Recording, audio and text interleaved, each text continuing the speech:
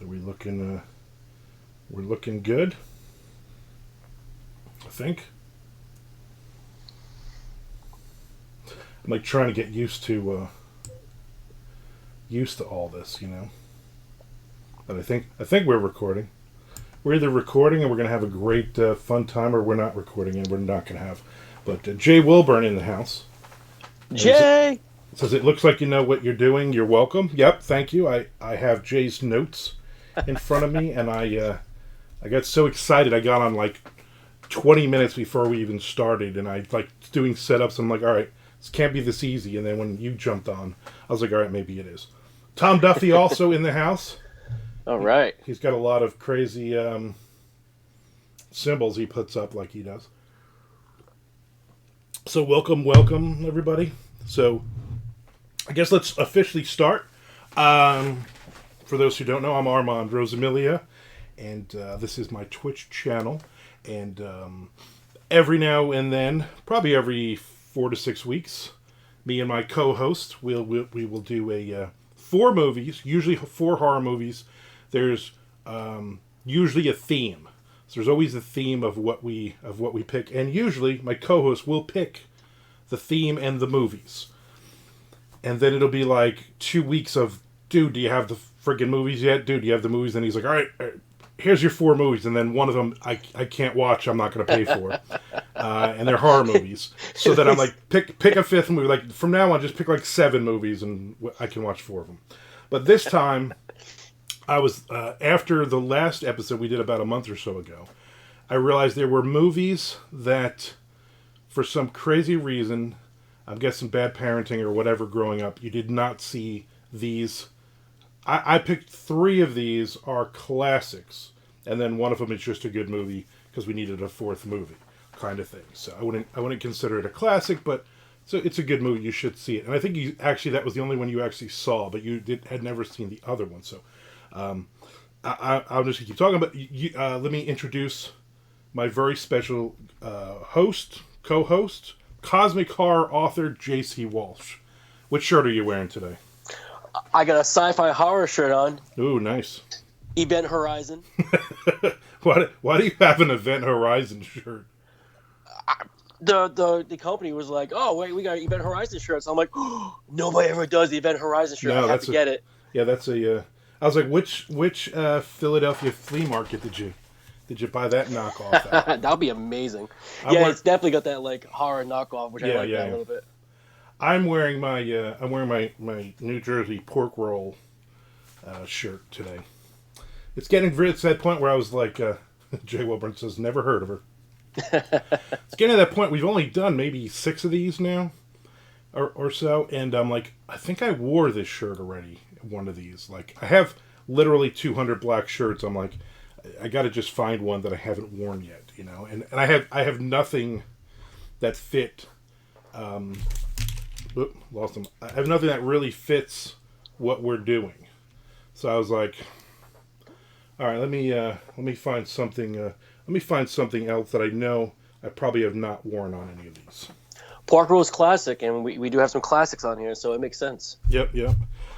All right, so this episode is movies JC should have already watched. Is pretty much going to be what the title will be on this one, and it's. I feel like Jay's watching over my shoulder on this. I feel like Jay is he's like right here. Actually, he's a lot smaller. He's like right down here, standing up on his tippy toes at my hip, watching what we're doing. So, which is good. Because hopefully I'm doing this correctly. All right, you ready to jump in? Oh, I'm ready. All right. First movie. This is kind of what started this whole thing. Because the last episode, Mr. Frank is in the house. Mr. Frank in the house, everyone. Mr. Frank! Children of Men. I brought it up, I think the last episode we did, and you had never seen it. Mm-hmm. And Tom Duffy says, don't wear the black shirts reserved for Cracker Barrel. Jay says, what are the movies? I'm not telling you what the movies are. I'm going to tell them to you one at a time, Jay. Please calm down and relax. This is like 45 minutes of your life. I mean, everybody calm down. So the first movie is Children of Men, 2006. based on the 1992 book by P.D. James. Oh, I didn't know it was a book. Yep, Children of Men. I never read the book.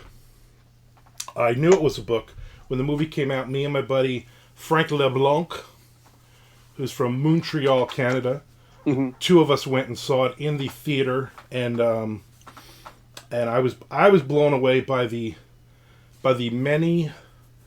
I think there's like 3 long shot, 1 camera shots through this movie.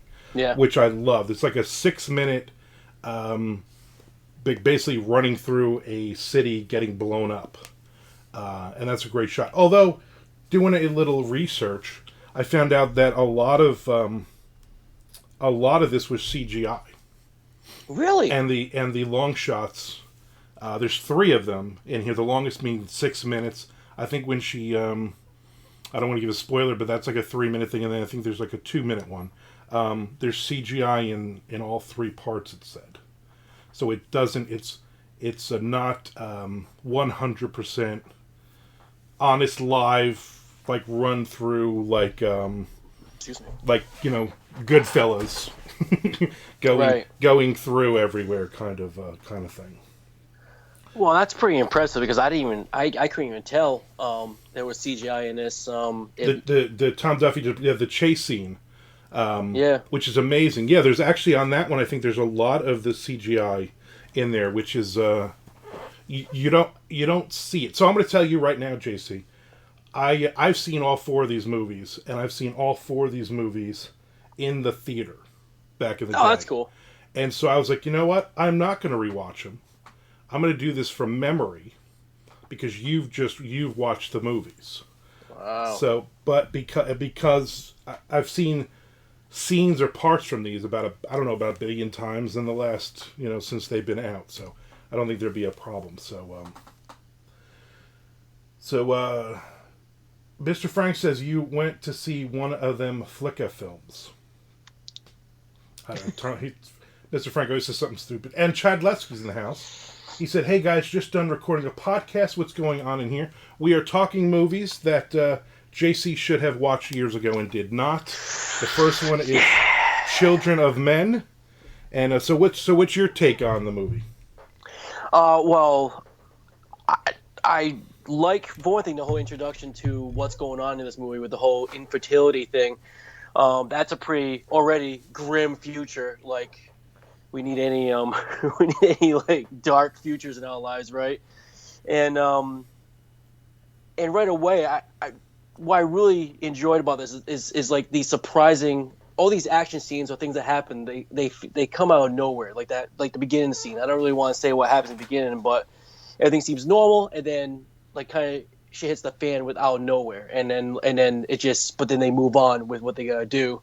What the character moves on with his life, but it's just like, holy crap, what the hell was that? And that really gives you a glimpse of like the crazy like things are happening in the story. I also get a kick out of the years in these movies. This one is 2027, which is like not that far off. I'm like, oh, okay, all right, that's a little too creepy. Like 5 years from now. Yeah. Well, yeah, they made it like it's 20-something years in the future when they make it. Now it's like, all right, we're gonna pass this soon enough. Yeah. But yeah, the opening scene really, really sets everything up nicely, and I love the constant drive in this. Even when the characters aren't physically in motion, there's a lot of motion in this movie, which is great. I loved. There's I don't want to say, but there's a main character who comes in, who everybody knows who this person is, and you're like, oh, this person's gonna be in the movie, and then they die during that chase scene, and you're complete shock. And I'm like, yes, like you're doing this like I write. You're killing somebody you think is gonna be here at the end of the movie, and like Michael Caine's character is great, and I mean everybody who you really encounter, there's some really great.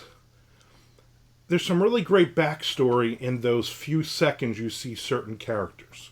It's a constant movement when they're physically moving along. So I really liked it. I loved it. I loved watching it. I was so glad I saw this in the movie theater back in the day because it just really, man, it was just great on the. It was great on the big screen. You know. I bet. I'm kind of like mad at myself. I didn't do that, but I was hitting all the crazy horror movies in mid 2000s in the theater. Yeah. Right. So yeah, and what I really appreciated was like there's some really good, funny, and kind of cheesy humor in this movie that was kind of really nice for the characters. Right.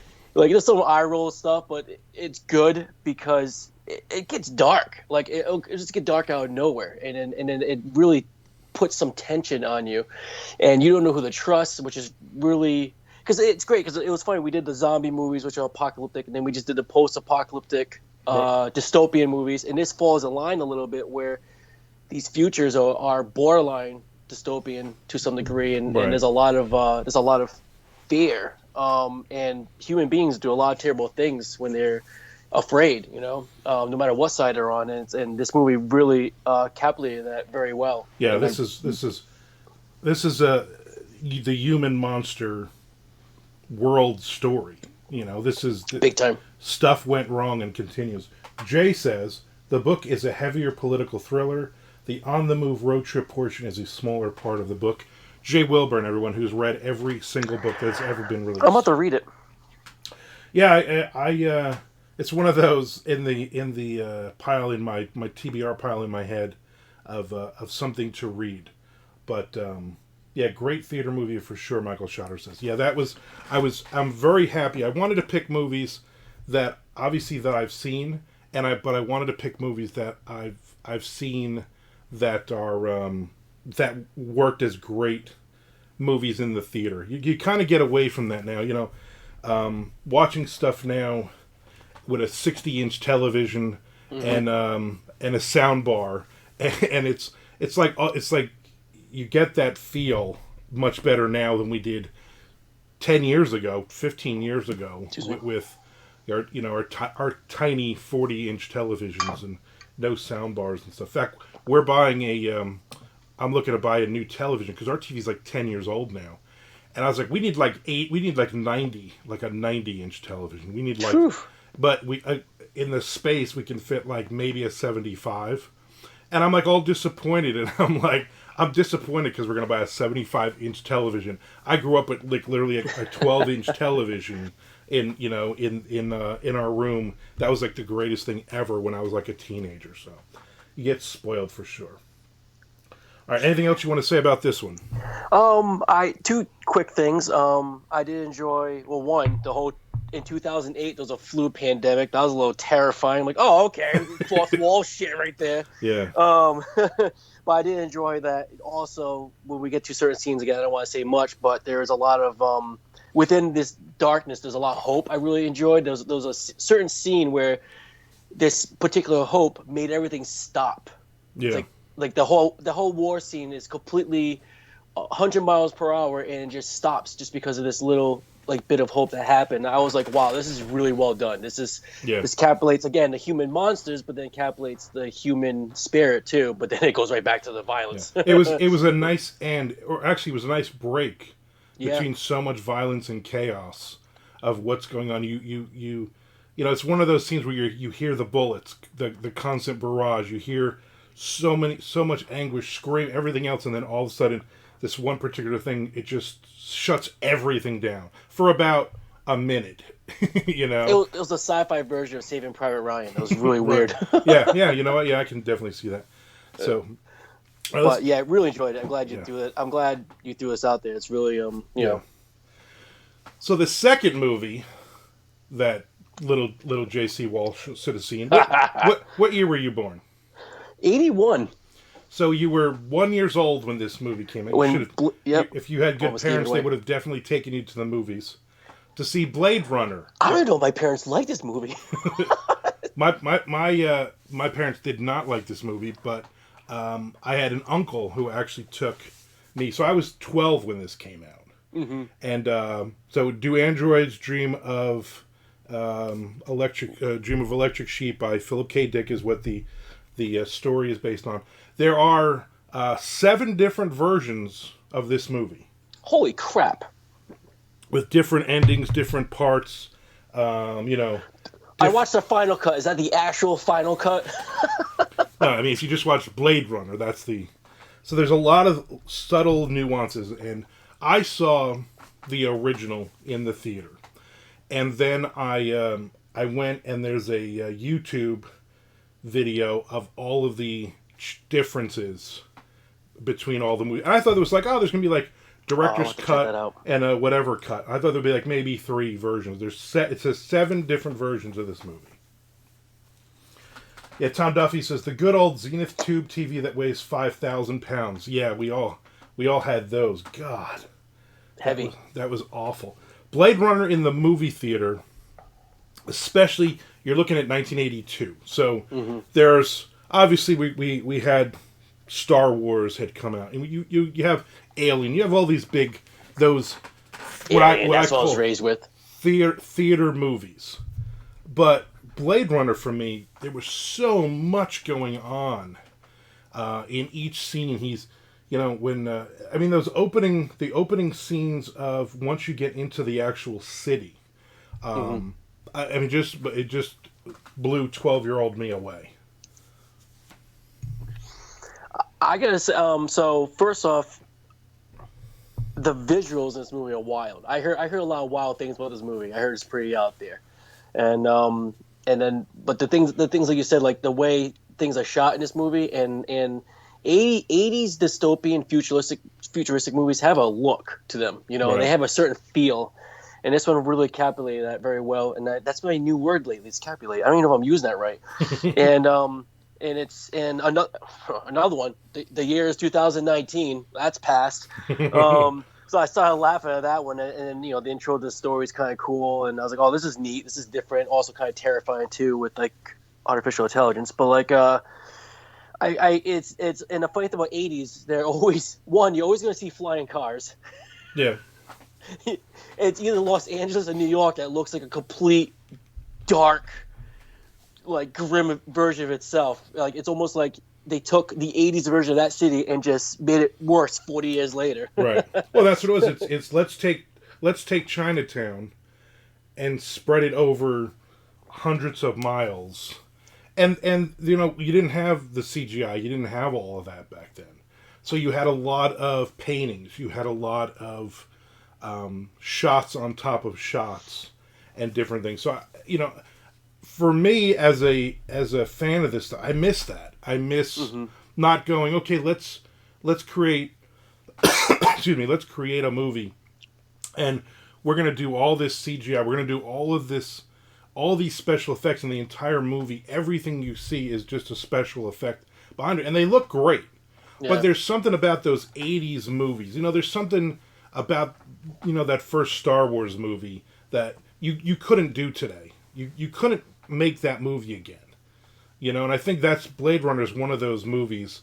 So they did the Blade Runner 2049, whatever the movie was, which I had to go see it in the theater, and again it's gorgeous. Yeah, it's gorgeous. There's so much to the movie, but I think it doesn't have the soul that the original does. So Jay Wilburn says, have you watched it again since you were 12? No, I purposely did not watch any of these movies again. But that being said, I have never sat down, but I've seen big chunks of Blade Runner. It's one of those, Blade Runner's on. Oh, I like this part. Where you're, this is the best Rucker Hauer lines kind of thing. Where I'm putting it on, I'm watching for half a movie or whatever. So I've probably seen it like 10 times technically, but that was the only time I sat down at 12 and watched the movie. And I don't want, I guess it's the same reason I don't want to watch the movie Phantoms, which is based on the Dean Koontz novel, because that was the greatest, scariest movie when I was 12 and 13 years old. That book. And then I hear so many bad things. I'm like, I don't want that ruined, because I haven't read the book in 40 years. And yeah, I would hate to watch it and go, oh my God, this is god awful, Yeah, who is it? because I agree with you. Where you got some movies that are part of the time, they do. It's almost you feel like they can't do that again. But there are some directors of some movies that do bring it back a little bit. Neil Blomkamp, I think I said his name right. He did District 9, Chappie, and Right. Elysium. Those are actually they bring back a little bit of that 80s feel to their dystopian like storylines, and I really appreciate that when I watch those movies. Um, yeah, A lot of these movies, you can't have those movies without Blade Runner. You know, like it's like yeah. you can't have. There's a lot of movies. If you said, okay, Alien and Blade Runner don't exist, you just wiped out hundreds of good and bad movies. Yeah. Because there was or Star Wars. Those three movies you've wiped out. You don't have you don't have a lot of science fiction and a lot of horror stuff. I mean, that was they're just gorgeous movies that stand the test of time, and Blade Runner is, even though I haven't seen it in 40 years, the whole thing to sit down and watch it, and I did not want to watch it, and I was not that I was afraid that it was going to be bad, because I knew it wasn't going to be bad. I wanted to do this episode not having watched these movies again, and have it kind of play in my head with somebody who just sat down over the last couple of weeks and watched the movie, and you're a younger guy, and how it affects you, because I'm like, this is probably out before JC was even born, which blows my mind. Yeah, there's a lot of older movies I love, but I just never seen anything like this. And there's some parts that are a little too out there for me, strange enough, and I love everything. But like, I enjoy the characters were really cool. Harrison Ford was really neat in this. I wasn't surprised when I watched this, and the further I got more into it, and then some of the weird like crime feels and the jazzy music, and then the one word that popped in my head, I'm like, oh yeah, this is Armand, right? This is noir right here. This is noir crime. This is his style. If you take the sci-fi out, it is a noir detective crime story, and I really appreciate that in this movie. I love the quotes. I'm not good at remembering all quotes, but the one-liners. Was it "Wake Up, Time to Die" is like the only one that sticks in my head. I started laughing because I swear to God that was in a death metal song. Somebody used that in a death metal song, and I'm like, oh my God, I think I heard that before. Well, so we talked about in the beginning, Rob Zombie. I mean, more human than human. Yes. When I first heard that song, I was like, holy crap, we're talking Blade Runner here. This is Blade Runner. This is part of this song is Blade Runner, which is pretty neat. And damn well that guy probably saw this. I mean, he might be a little bit older than me, so he was a teenager when this came out, and I'm sure it blew his mind as well. Oh yeah, it's crazy because that song didn't come out until like 95 or 94, I think. Yeah. So to find a way to work those lyrics in so many years later, he's always done that. He's always going to throw his movie influences, but I heard that line. I was like, no freaking way. That can't be Rob. Yeah, oh yeah, because it fits. It just fits with the story, And yeah, it was cool. It was cool. I enjoyed it, but there's some stuff I'm like, oh my God, it was some things there. Some of it was like killed me a little bit, some of the pacing. Right. But then there's some moments I was like, it's so unique that it deserves, movies like that deserve a fan base and deserves recognition for what it did. And I really enjoyed the final villain. I mean, not the final villain or the leader of these of these replicants and stuff like that. He was a wild character, like out there. I was like, whoa, this guy's kind of cool. It had a very David Bowie feel to it. It's like David Bowie meets RoboCop. I don't know if that makes any sense. Right. Well, again, this whole movie feel like David Bowie. It's that 80s. It's that 80s thing. Yep. Yep. So, glam noir kind of. Yeah. And you're right. It is. It's a detective movie. It's a noir thing. So Michael Shatter says, for me, one of the craziest differences in the versions is either having or not having his narrations or inner monologues, and totally changes the feel of so much, which I agree watching the cuts of stuff. And Tom Duffy says, Philip K. Dick would have said there's 7 different versions, but they're all in the head of a dog who is actually a cat from an alternate history where Sweden rules North America. Yeah. There's the title of that book. I thought that. There's a documentary, a Philip K. Dick documentary, where he basically comes up, and it's also in a lot of those documentaries talking about the Matrix and alternate reality and stuff. And this dude was firmly 100%. We are living in an alternate reality and stuff. And he came up with a lot of the, a lot of those concepts and stuff as well. Like he firmly believed that he was writing an alternate history of us, which is really cool. Jay says, it's cool that Armand came up with a reason not to do the work of rewatching the movies, other than he just hates doing research. Respect. Respect back, Jay. Respect back. That's right. Well, he's got his co-host he can bounce off of, and there you go. Yeah. I mean, if it's a movie that I've never seen before, I guarantee you the next 4 movies JC picks, he's going to be like, here's some crazy horror movies that no one has ever seen except for I got ideas. Me and 3 people. So then I'll have to watch those. So you have anything else on Blade Runner? One thing I thought was kind of neat, back to the design of the city, like this LA looked like LA went from like a normal city to this like dystopian Sumerian, like the middle of it is like the Sumerian pyramid. Right. I'm like, what the hell? That's kind of cool. Like, and all the architect, the building designs like all had this weird like pyramid feel to it. Everything, the columns. Right. I couldn't keep my eye off of that. That definitely, the set design. I was like, look at this thing, man. This thing's insane. Like, there's a documentary on. There's a couple of documentaries on this movie, but one of the documentaries is like a short. I think it's like a 20-25 minute thing. I don't know if it's available anymore. I saw it at a convention years ago. They had played, when they're doing films and stuff, and they had played, it's like 25 minutes of just the set designs for the movie.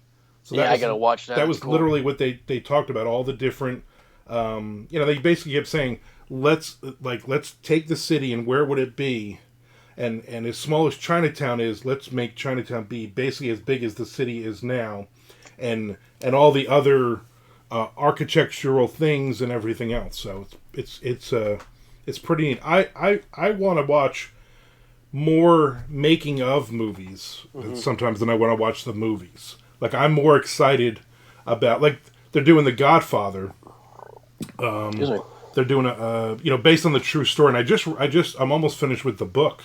Book's great. Of all the stuff, the mob and Mario Puzo, all the real life things that happened, that The Godfather almost didn't get made and stuff. And they're making like a limited series on that. And that's more exciting to me than sitting down and watching The Godfather again. Yeah, I get it. I enjoy the making of movies too. It's cool stuff. And I think with like our creative brains too, you can't help but like connect with that a little bit too. So to see the process. Yeah, exactly. And that's for me. That's the thing. That's the building, the process of doing it. All right, you got anything else on this one? No, I'm glad I finally got to see the damn thing because I've been wanting to see the sequel, and I said I can't do that until I watch the first one, and so yeah. Yeah, now you can watch the sequel. The sequel's good. Again, very pretty, very big and beautiful like that. So you'll like that. Our third movie that JC has not seen, which I don't know, is 12 Monkeys from 1995. Bruce Willis, Brad Pitt. Not based on a book. I gotta say this. It's based on a short film. I think it's a French one, La Jetée, Jetee, with a little line up on top of the E there, from 1962.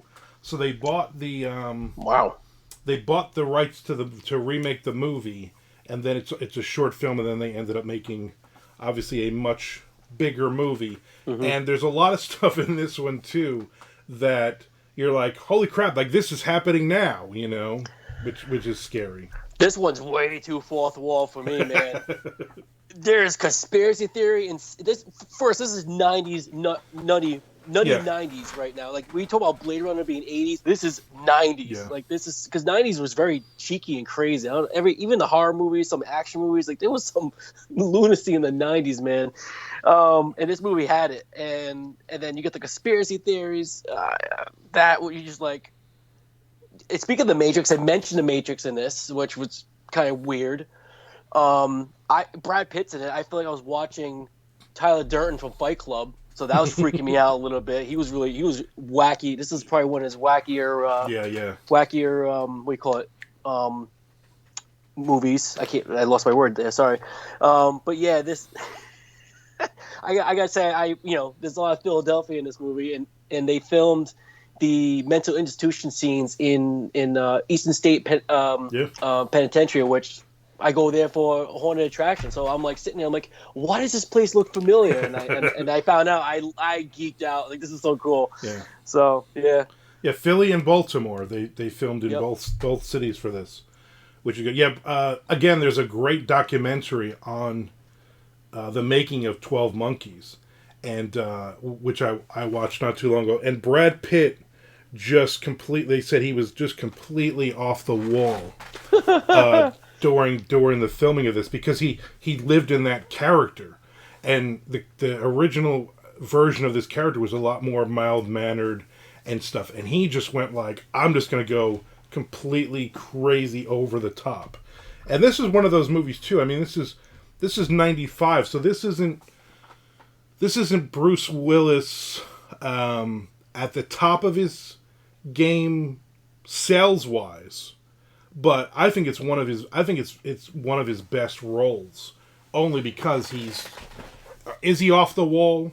Is this really happening? Mm-hmm. He's got so much against him, he doesn't know, and I think it's I just think it's great. I mean, it's there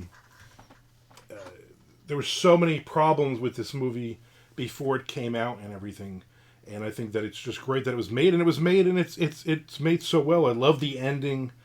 I love the setups. I love all the characters. I mean, it's dirty. It's weird. There's a lot of statements in this movie that we can use today. Yeah, it's really relevant. It's terrifyingly relevant. Like, Children and Men and 12 Monkeys are like the terrifying part of art when it does this crap, And I really enjoyed a lot of the jumping back and forth. It makes you think of Phantasm with the crazy dimension jumping, which I did that with my stuff. I like that wackiness, and Right. but it keeps you guessing, like, what the hell is going on. It's over the top. It's a lot over the top. It's like, it's good acting, but it's cheesy good acting too. Right. Yeah. Because it's purposely over the top. Purposely going to be over the top, because I got a kick out of the fact that he's being interviewed or interrogated by a group of scientists in his timeline, and then when he goes back, he's being interrogated by a bunch of psychologists in the mental institution. He's like, Yeah. that was weird, and then almost kind of feels like today a little bit too, and but yeah, it was a wild movie. It was a wild movie. It had a little bit of adventure to it. It had a little bit of a love story to it. It had a little bit of everything, like, which is it's so strange how they're just able to come compact. It had post-apocalyptic to it too. Yeah. So it was really cool. It was really a fascinating movie. Jay Wilburn said, 12 Monkeys is one of my favorite Christmas movies. He's thinking of Die. He's thinking of Die Hard. He's 12 Monkeys should be a Christmas movie.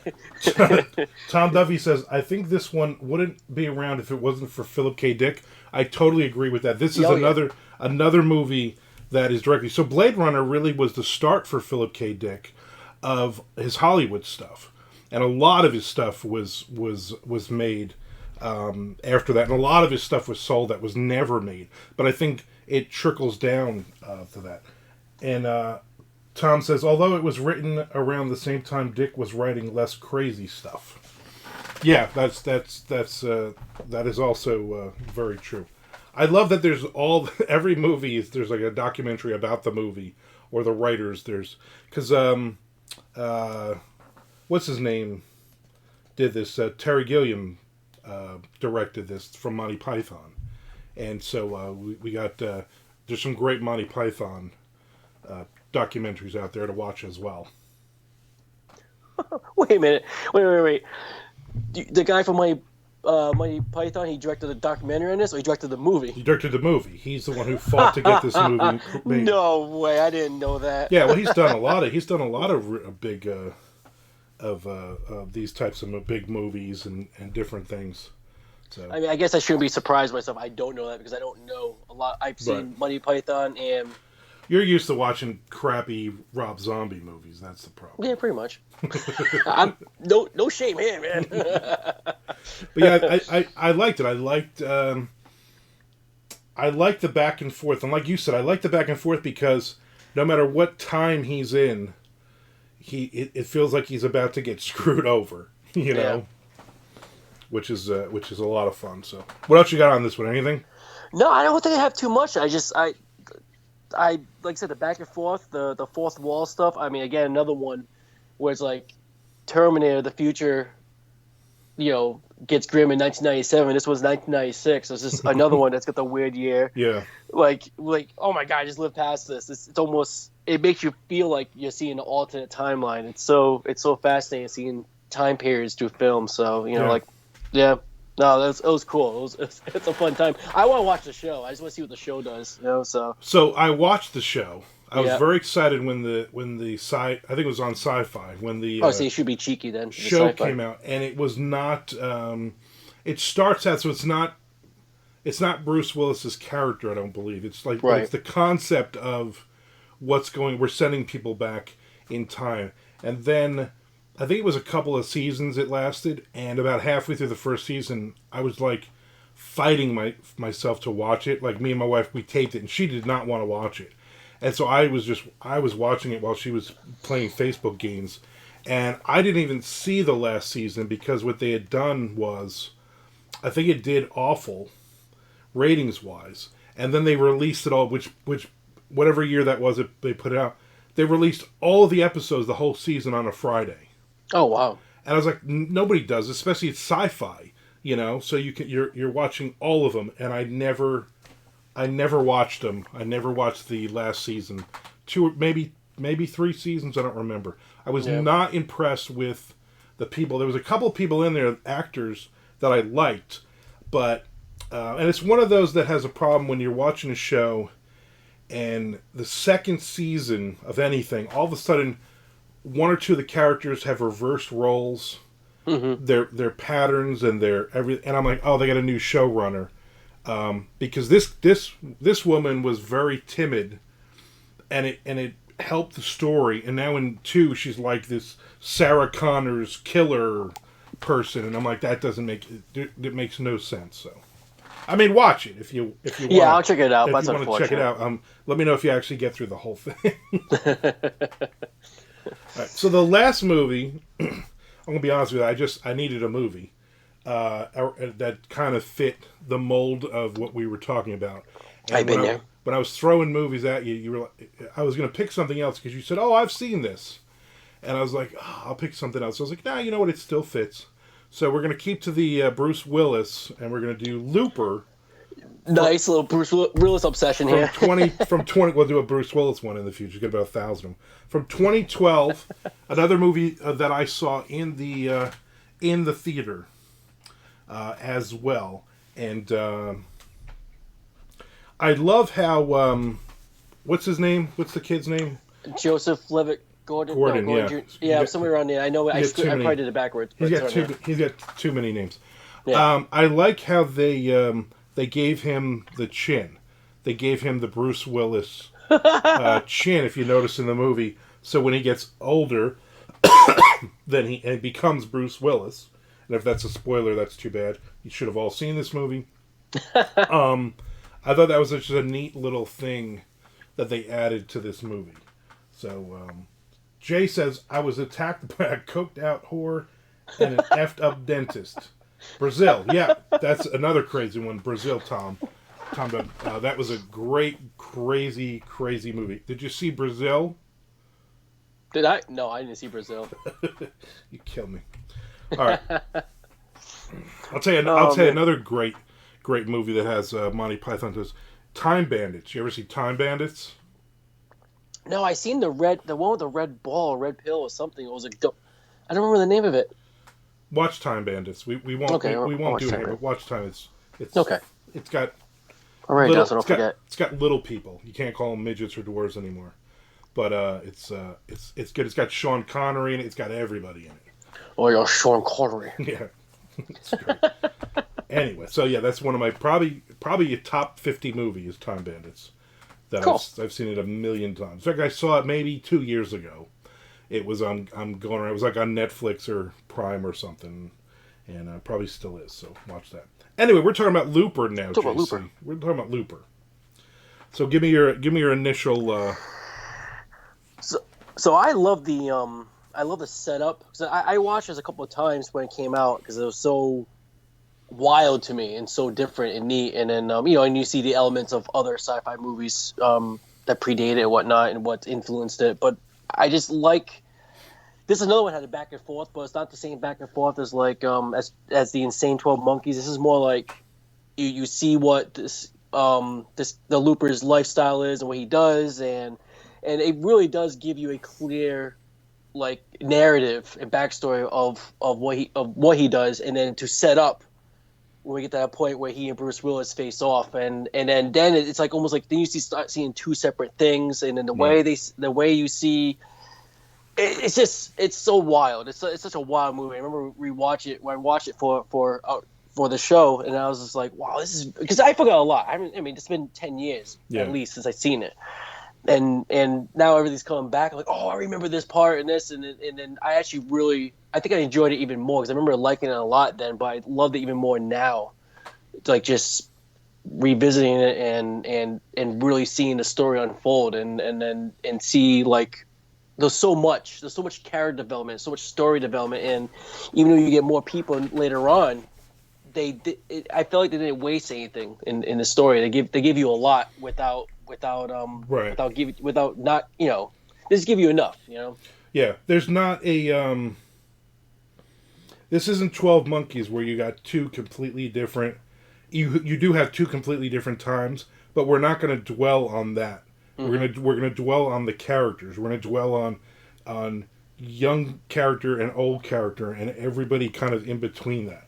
And I think that's the greatest part of this movie, that we're not gonna let's make a time travel movie. It's not a time travel movie.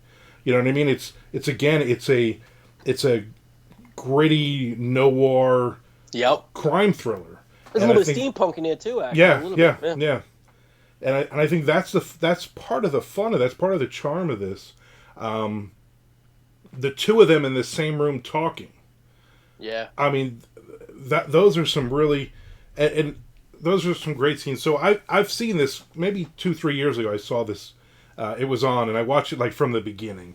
And I was like, when you first get those two talking together, and I'm like, this is. Not as big, but this is one of those moments where you have De Niro and Pacino talking. For that first time, I think it was in Heat, where the two of them are sitting in a diner talking to each other, and you're like, "Wow, this is two really big actors." And obviously, these two aren't. Bruce Willis is a big actor; he's a Jersey guy, but the other guy isn't. I mean, he isn't this big giant name or anything, but just within the movie, having those two talk to each other, I thought it worked really well. I thought there wasn't a ton of dialogue between them. I thought there wasn't a ton of things going on. As an audience member, you're watching this, and you want more, but you're satisfied with what it is. And I don't want to give anything away, and all that. But I think it was. I think it was put together well. I think they didn't. This could have easily been like one of those 3.5 hour movies. Yeah. Of all these other things and all this. And I think they really trimmed this down. I'm sure when they filmed everything, it was like a 5-hour movie as usual, and they just chopped it down to the perfect length of movie, which I really enjoyed. There's a lot of story. I can see that happening. There is a lot of story. It's almost like imagine writing a book of something like this magnitude. It's crazy. I will say my only one part. It's not bad. This is nitpicking only because it feels like it's near the end with the final confrontation. It feels like it's so sudden. It feels so sudden. I don't want to say too much. It just feels like But then I guess when you rewatch it and the way they set it up, Right. it does make sense. But it seems like it just comes out of nowhere. I kind of feel like there's so much amazing stuff happening for the final conflict. It could have been maybe just 5 minutes more. But I'm also a final conflict nut. I like final conflicts dragging out a little more. So Right. that's just I'm like And they probably it's they only probably gonna be 10 filmed minutes that. longer than this. Yeah, they probably filmed another 20 minutes of that, and Right. and all right, let's cut this down. So on a side note, Jay Wilburn says I have 10,000 Armand Rosamilia channel points. Save those, Jay, because I'm actually going to be on tomorrow at 1 p.m. Eastern Standard Time. I'm not going to Baltimore for this weekend, so I will be on tomorrow at 1 p.m. So save all your points so I can tell some stories tomorrow. I will be on tomorrow. All right, let's get back to the. So Jay also says I love the movie Brazil. My wife hated it. I can see that. My wife, I wouldn't even try to get my wife to watch this stuff. So let me ask you, JC. That's a good question. Does your wife enjoy horror movies and stuff when you're watching, especially like some of the Rob Zombie crazy stuff? Does she sit in the room with you, or does she go in another room?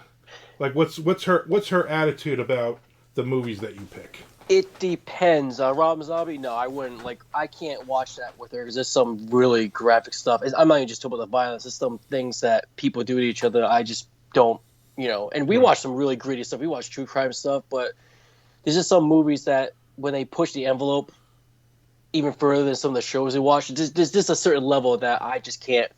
Like, I get like a protective, like, whatever. Like, oh, you can't watch this, go to your room type of thing. It's hilarious. This is too violent. It's too brutal. But, she's watched, like, Halloween Kills. She don't mind it. Right. She didn't mind that. Because that's just a slasher story and some stuff like that.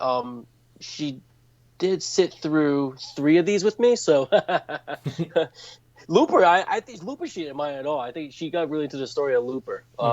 She's not a big sci-fi person either. So she's not a big sci-fi or horror because it's just not her thing, But yeah, that's my wife. Yeah. My wife, I couldn't. I don't think she would have liked any of these. Yeah, She didn't like Blade Runner. I'll say that much. yeah, you gotta even kind of like sci-fi in order to like some of this stuff. But yeah, I was curious with it. All right, what else you got on Looper? Anything? No, I mean, the ending was satisfying. I'll say that much. That was a perfect. Yeah, I like the ending too. Because really, these characters you're rooting for,